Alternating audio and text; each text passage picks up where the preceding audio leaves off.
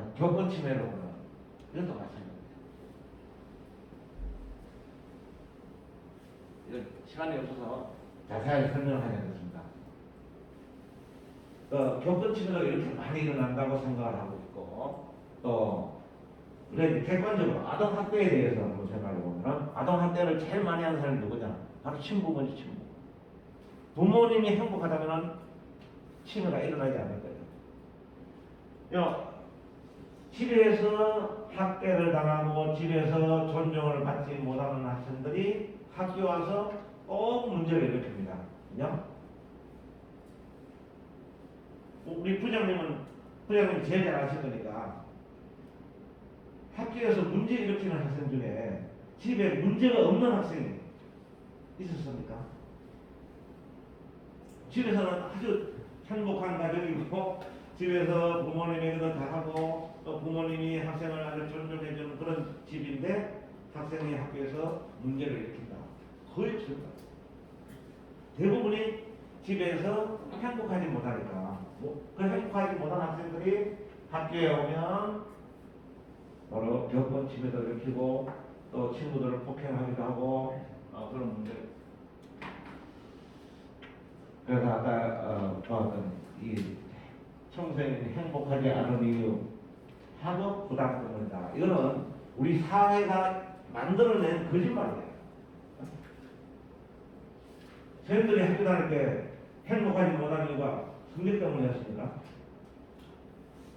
저는 고등학교 입학할 때 대구에서 학교를 다녔는데 혹시 대구 계시는 분이 있는지 대구 쪽이 고향이면 또 거짓말하면 안 되니까 연합고사 대구에서 2등을 했어요. 2등을 해서 고등학교를 들어갔는데 고등학교를 졸업할 때 성적이 어떨까요? 아주 그냥 한 번도 성적이 올라가보거나 멈춰본 적이 없어요. 내려가는 거죠. 내려가는 거. 그러면서 나는 그러면 고등학교 시절이 불행했느냐? 결코 불행하지 않았어요. 너무 행복했어요. 내가 하고 싶은 거를 다 해봤으니까. 정치인이 되기 위해서 요즘은 그런 거죠. 웅변대회. 전국의 웅변대회는 다 참석을 해보고 청년들을 설득하기 위한 그런 방법들 이런 것들을 잘 해야 됩니다. 나는 서울대, 연고대 이런 거 필요 없다. 제대로 내가 사회를 공부할 수 있는 사회학과만 가면 된다. 그래서 이 사회학과 지방에서 사회학과 갈 수 있는 내가 살고 있는 지역에서 사회학과만 들어가면 되니까 내가 사회학만 하면 되는 것이지 어느 대학을 가는 게 중요하지 않다라고 생각해요. 그러니까 성적이 내려가도 이 정도 실력이라는데 내가 가려고 하는 대학을 충분히 갈 수 있으니까 저는 그랬어요. 저는 아무튼 성적 때문에 불행하다고 느껴본 적은 없어요. 그래서 이게 결코 우리가 여기에 이런 통계 자격 이런 거에 현혹돼 가지고 야 학생들 성적만 올려주면은 좋아할 거야, 행복할 거야. 이건 아닙니다. 요즘 이제 학교에서 문제가 되고 있는 것들 중에 핸드폰 문제. 혹시 우리 고면에서는 핸드폰을 애들이 가지고 있습니까? 아니면 제출합니까? 가질 수 있습니다. 저희 학교는 이제 핸드폰을 아침에 다 하거든요. 이제 명분은 쉬는 시간에 필요하면 다 가져가라 하고 있지만은, 근데 이제 핸드폰 문제가 이 학습권을 어떻게 수업권, 학습권 이런 것하고 개인의 인권 또 아니면 개인의 자유권, 권리 이런 것하고 충돌이 일어나고 있잖아요. 어제도 이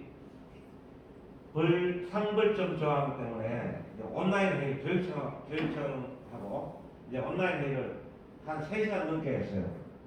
자, 인권위원회에서는 이런 이야기를 하고 교육청에서 오늘도 공문이 왔죠. 오늘인가 어딘가 인권 관련해서 공문도 안 하고 왔을 것 같아요.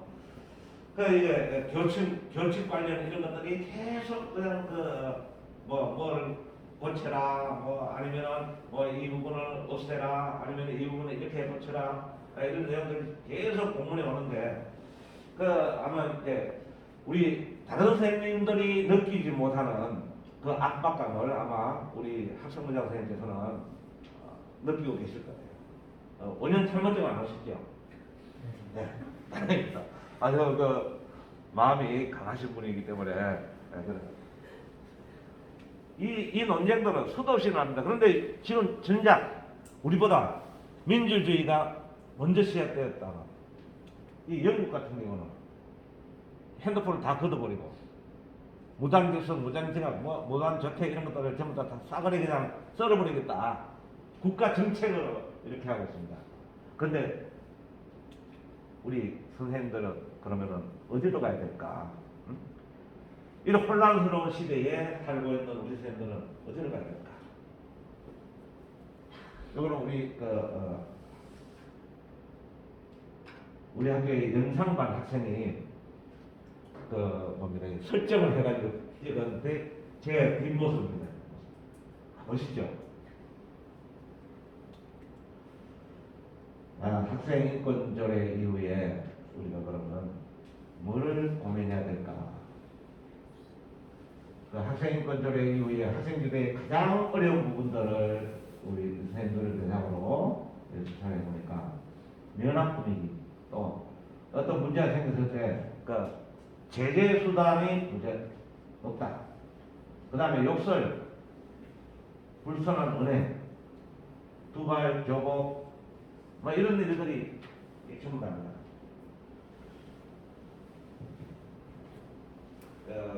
애들 보고 너 국장 오늘 왜 이렇게 하고 왔어? 내 마음이에요.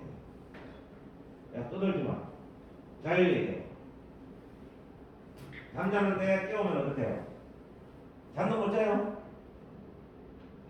이 학생들의 반응은 거의 동일할 때예요.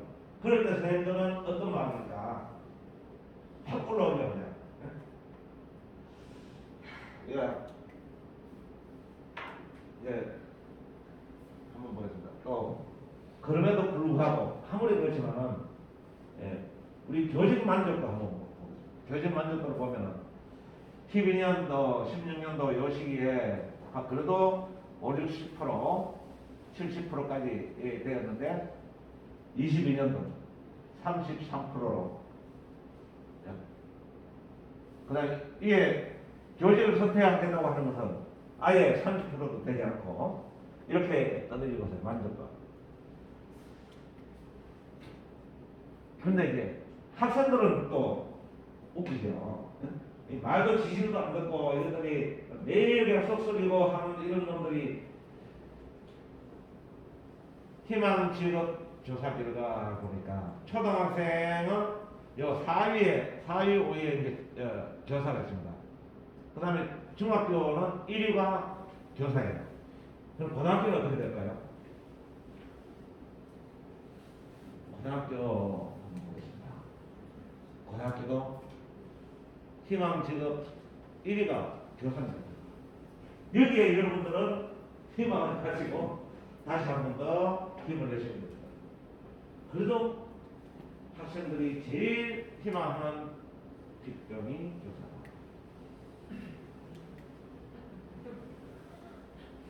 끝날 때 가져가요? 우리 이제 교사들이 행복해야, 또 교직에 만족을 해야 학생들을 대할 때 마음이 달라지는데 이 교사의 권리도 중요하고 학생의 인권도 매우 중요합니다. 이 두 가지를 우리 한번 어떻게 하면 조화롭게 해나갈까를 지금부터 고민을. 이게 어느 학교일까요? 혹시 고명 모습이 이렇지 않습니까? 고명을 왜 보는 모습? 고명을 내가 근데 고명 여사 때 그때 이제 애 때문에 이제 저는 여기 아무튼 혹시 선임 가끔씩 오시는 거 보셨어요? 그 애가 학교 다니는 것도 별로 행복해 하지 않고 선임이 교문학까지 학생을 데리고 오고 또 마칠 때는 또 학교 근처 와서 애를 데리고 가고 할 정도로 그랬는데 고명 외식고 교실은 항상 이렇죠. 그죠? 수업 시간에 그렇죠? 아, 감사합니다. 저 계산쌤하고 이사님 이두 분 다른 교실은 어때요? 다른 교실도 항상 그렇죠? 죄송합니다. 저희 학교는 절대 이런 모습이 나올 수가 없어요. 물론 이제 실기 시간에 전공 시간에는 이런 모습입니다. 그런데 인문 과목 시간에 특히 내가 수업을 하는 통합사회 시간에는 3분의 2가 엎드려요. 1년 중에 거의 한 10시간, 20시간 정도는 제대로 수업을 듣는데 어떤 활동을 할 때만 이렇게 있는 것이지 간식 수업을 하면 22명이 처음에는 이렇게 있다가 그 다음에 한 명씩 이제 고개를 숙이기 시작해서 수업 마칠 때쯤 되면은 3분의 2는 주무시고 계시고 3분의 1은 수업을 듣고 있습니다. 이건 이제 중국입니다. 중국. 우리나라 교실에 인문계고등학교를 제가 몇 번 가봤는데 인문계고등학교 똑같아요.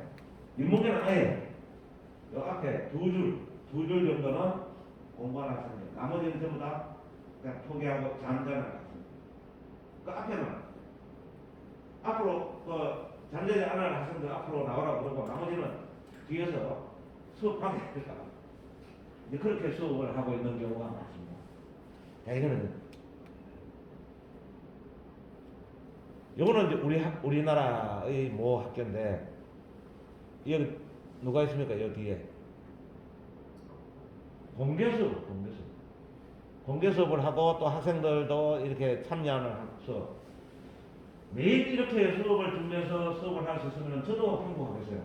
근데 이게 도저히 이런 수업을 하기가 어렵다는 거죠.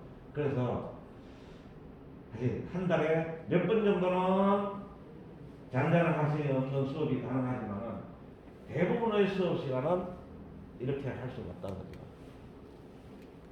자, 이거는 이제 학생들이 뭐라고 했습니까? 사진 촬영하고 있는 거죠. 이런 학생이 선생님께 대들고 있는 모습. 이게 인문계 고등학교의 학생의 모습입니다. 실제로 이래요, 실제로요.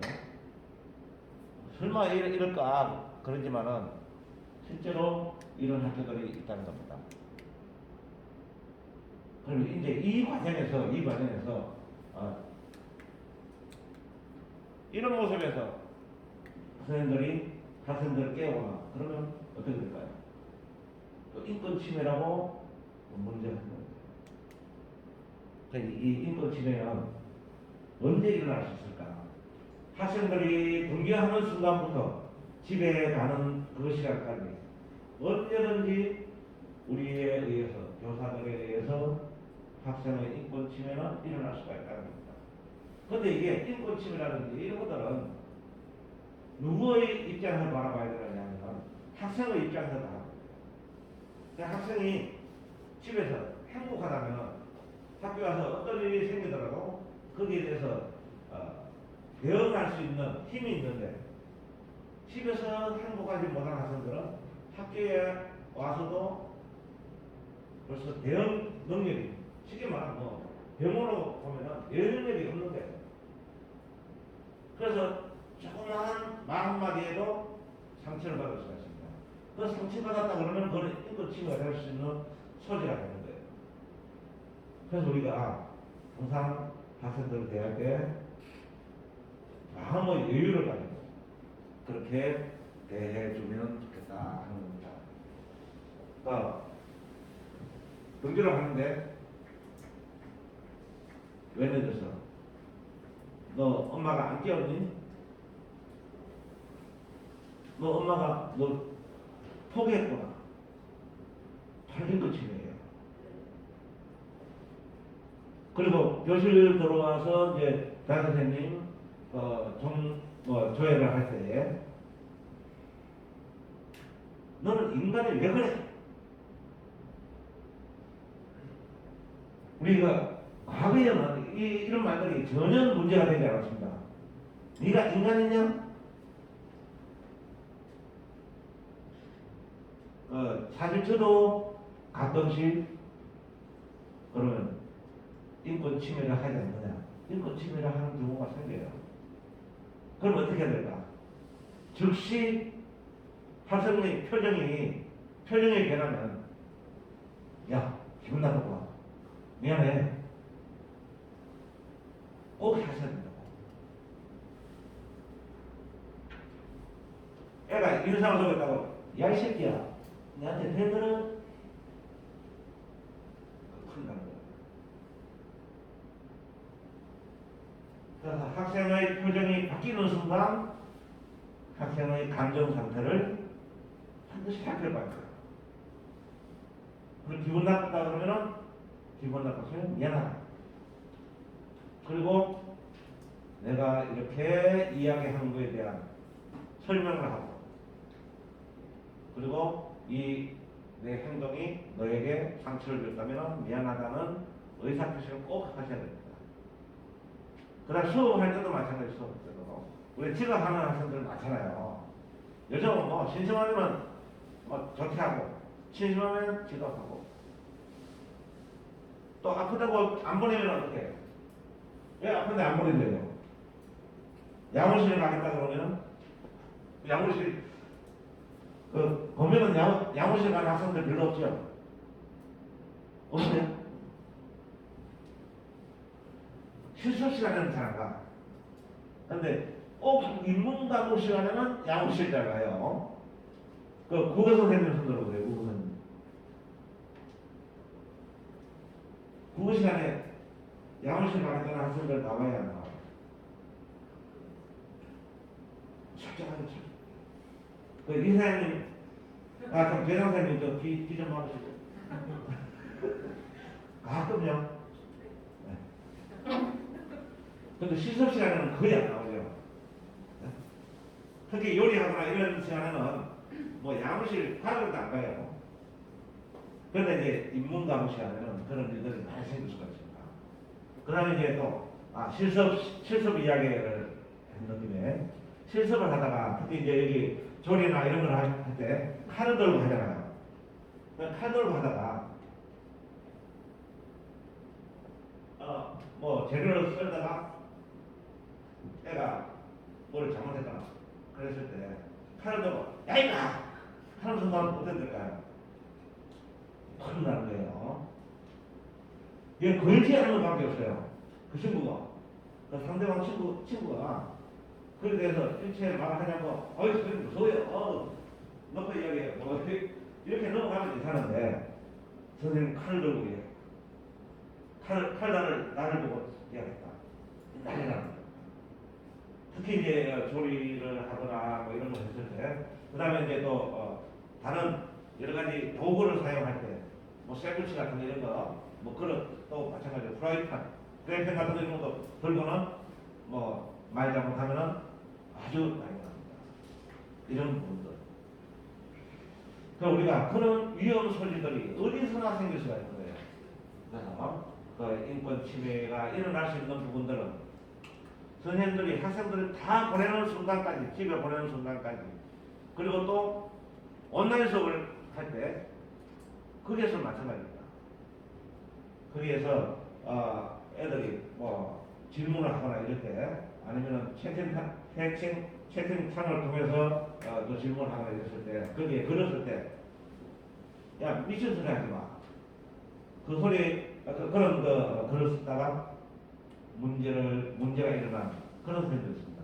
그냥 평상시에 전학생 애들하고 그런 농담도 잘하고 했던 선생님인데 그날 하필이면은 제가 매우 기분이 안 좋은데 그런데 보이지 않는 창에서 야 미친 소리 했나 이렇게 썼다가 그게 문제입니다.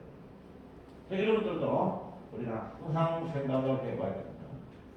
그래서 이 시대가 바뀌었습니다.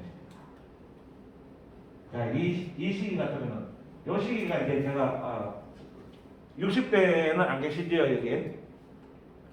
50대 때도 이런 부분은 조금 있었을 거예요. 뭐 단체로 이렇게 복도 처치해가지고 청소를 하고 걸레 하나씩 들고 쫙 위에서 끝까지 왔다 갔다 복도를 왔다 갔다 하면서 복도에 처치를 해가지고 나무마다 이렇게 밀어다니고 뭐 이런 시절하고 이 시절하고 다릅니다.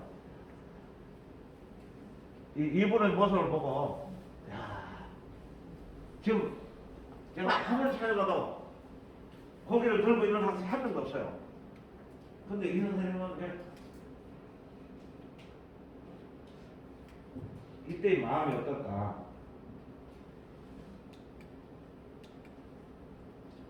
자, 우리 과거에는 이런 모습도 있었습니다. 교실에서.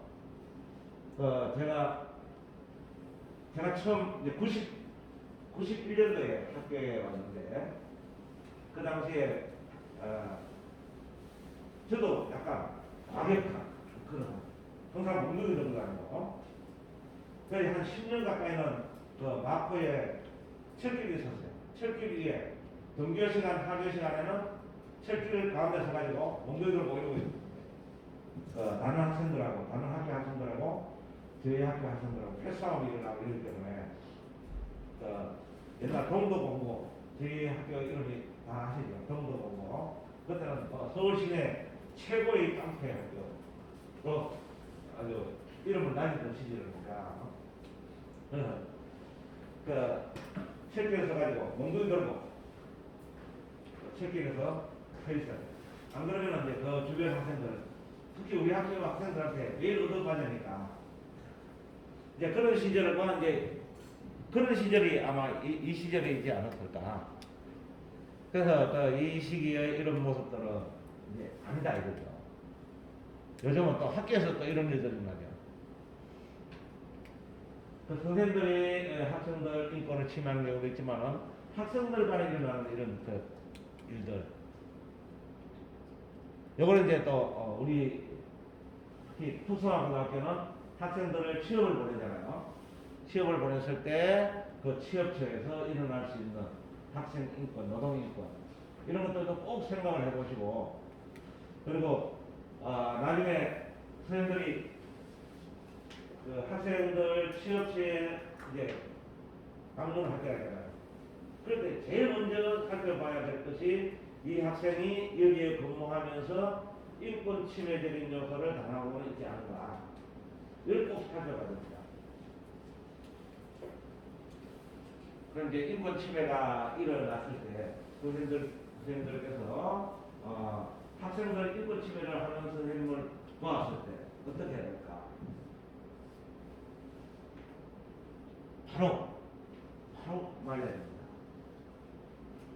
보고 있는데 내가 보고 있는 자리에서 다른 선생님이 학생 인권을 침해하고 있다라고 했을 때 바로 말해야 돼요. 그런데 또 말리는 선생님에게 또 이제 그 난리를 부리는 또 선생님들이 있어요. 그걸 감수하고라도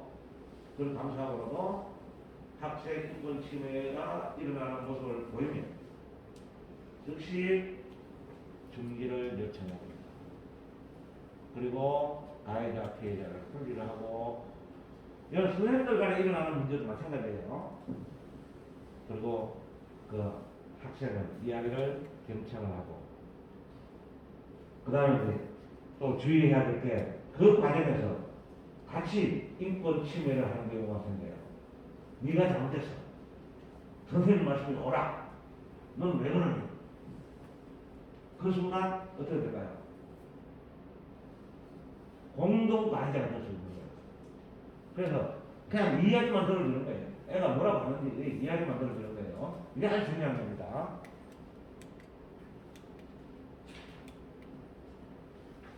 그리고 이제 도움이 필요하면 도움을 제공해줍니다.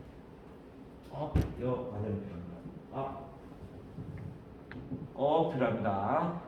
교장 선생님이 사진 찍고 계시기 때문에 포즈를 한번 취해봤습니다. 네. 카메라만 들어오면 내가 왜 이렇게 이래요? 그래서 이제 학교에서 학생들 사진 찍으려고 한다. 그러면은 이런 포즈를 취해요. 쭉 봐. 나는 초상권이었다. 나는 어떤 패러디를 하더라도 인터넷에 올려서 내가 인터넷에 많이 노출되게 만들어주라. 반드시 거기에 내일도 넣어라. 그래야 나중에 내가 유튜브에서 내가 쓸 수 있는 그 자원이 될 수 있으니까 꼭 내 이름을 적어서 서울디자인고등학교 김화연 교사 이거까지 다 넣어서 어떤 패러디를 해도 된다. 올려라. 올려놓고 이제 저희들이 선생님 이렇게 올렸어요. 조심해서 올리면 돼요. 올리려고 그러면은 근데 이제 이런 그 초상권 이런 것들도 상당히 조심을 하셔야 됩니다.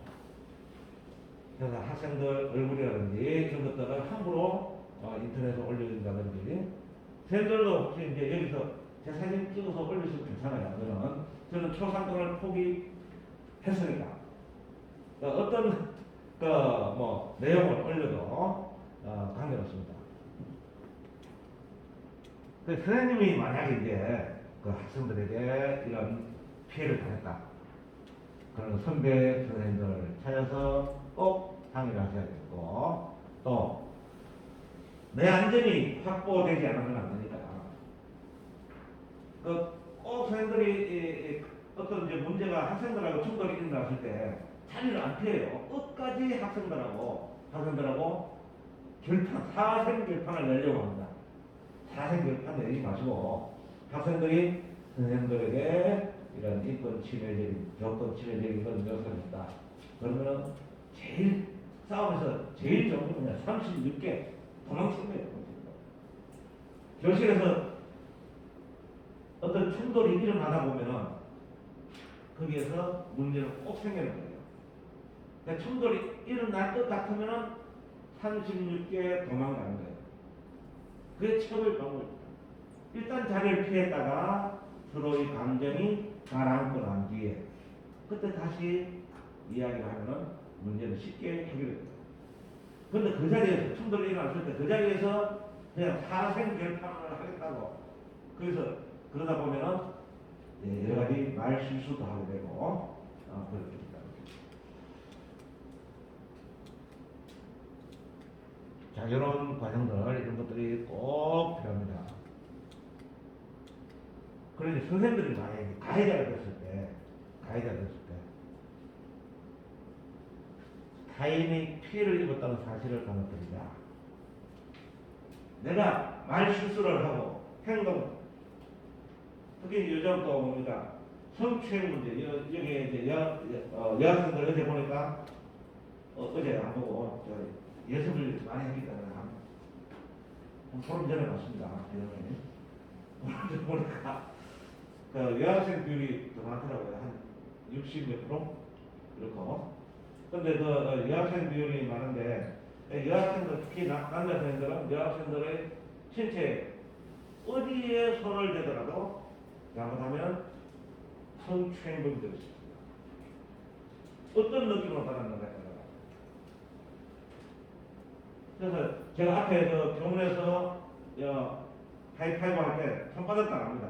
그냥 난 이러고 있어요. 이러고 있고 파이팅! 오늘도 즐겁게 그러면은 애들이 와서 부딪히고 가든지 그러지 내가 가서 학생이 경기하는데 야 오늘 파이팅! 절대로 그러면 이게 언제 어떤 문제가 생길지 몰라요. 그래서 나는 허수아비입니다. 야 오늘 파이팅! 그냥 서서 해서 그러면 오면은 이제 와서 이제 주먹 쥐고 오면 부딪히고 그리고 이제 아예 또 요즘 인사 안 하는 친구들 여기는 없죠. 다 인사 잘하죠. 네.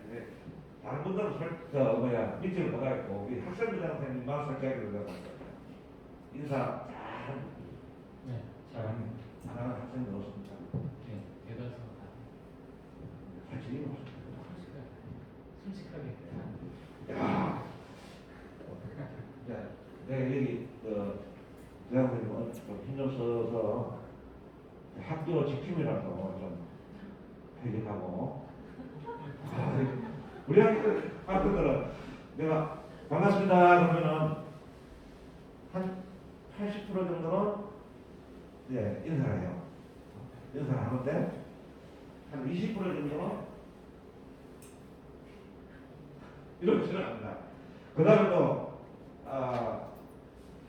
어떤 애들은 이어폰 끼고 그냥 이어폰 끼고 뭐 좌우도 안 살피고 매일 내가 거기 서 있다는 걸 알면서도 그냥 내가 꽉 지을 때가 있어요.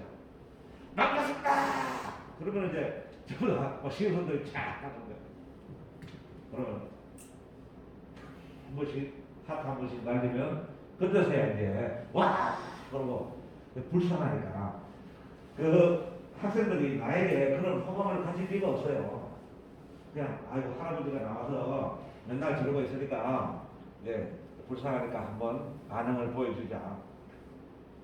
그렇게 억지로라도 반응을 보이면서 그 학생들의 기분은 조금 더 좋아질 수가 있는 거예요. 그걸 노리는 겁니다. 딴 거는 아무것도 없습니다. 그래서 우리 가해가 됐을 때 어떻게 해야 되냐. 사실을 받아들이자. 내 마음은 그게 안 됐다. 내 마음이 그게 아닌 게 아닙니다. 내 마음은 절대 그게 아니었더라도 그 피해 학생에게는 그것이 사실인 거예요. 그래서 사실대로 받아들여야 된다. 그래서 즉시 멈추고 아까 이야기했듯이 즉시 멈추고 사과를 하자.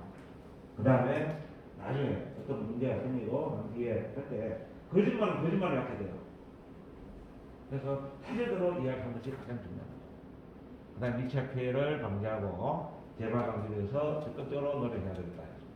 그래서 내 잘못이 뭔가를 그 다음에 우리 학생들을 행복하게 대하기 위한 방법 이제 마음 조절입니다. 마음 조절. 내 감정을 조절할 수가 있어요. 내 감정 조절할 수 있는 방법들 중에 하나가 뭐냐면 믿을 수 있는 사람이 되야 돼요. 내 감정이 복받치고 문제가 생겼다 그러면은 절대 그 어떤 당사자하고는 대화를 하지 말아야 됩니다. 그리고 믿을 수 있는 사람들 찾아가야 돼요. 아니면은 잠시 바깥을 가야 됩니다. 아까 제가 올 때 운동장에 이렇게 산책을 하셨던 분이 누구있죠? 선생님?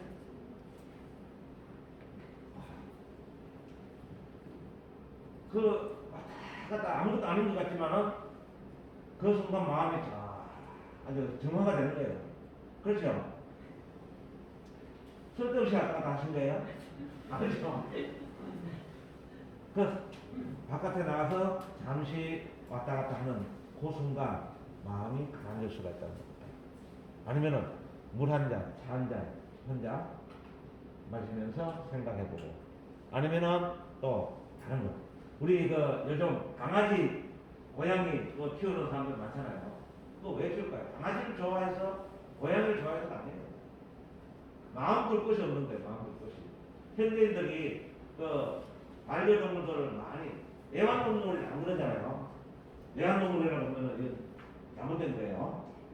반려동물. 저는 반려동물 안 키워요. 왜냐?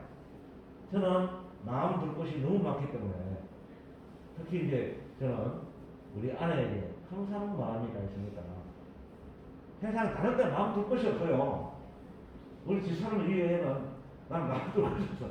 그러니까 반려동물 필요가 없는 거예요. 근데 죄송합니다. 조금 이만큼 거짓말을 했습니다. 많이 거짓말한 게 아니고. 그런데 반려동물을 키우는 사람들 대부분이 자기 마음 둘 곳이 없는 사람들.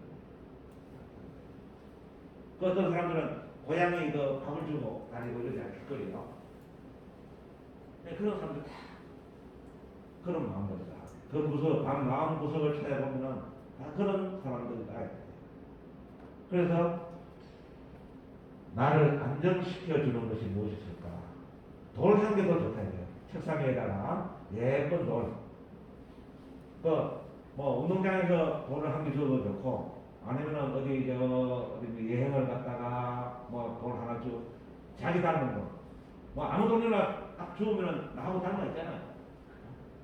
그래서 그 돌 하나 책상에 두고 내가 마음이 좋지 않을 때 그 돌을 한 번씩 만들어 보는 이런 것들도 아주 좋은 방법이 되겠습니다.